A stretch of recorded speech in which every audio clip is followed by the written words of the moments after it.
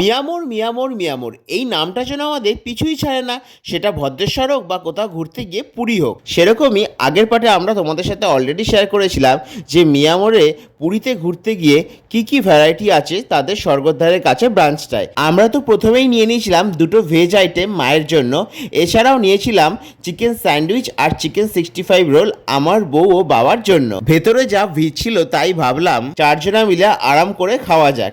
তো দেখতেই পাচ্ছ যথেষ্ট কিন্তু ইয়ামি ও টেস্টি ছিল চিকেন 65 রোলটা। আমাদের এখান থেকে কিন্তু একটু অন্যরকম খেতে ছিল আর একটু স্পাইসিও ছিল, বেশ ভালোই লেগেছিল, খুব একটা খারাপ লাগেনি। আর চিকেনের কিউবগুলো কিন্তু যথেষ্ট বড় ছিল। এছাড়াও চিকেন স্যান্ডউইচটাও মোটামুটি ভালোই ছিল, তবে একটুখানি আমাদের এখানের থেকে আলাদা টেস্ট।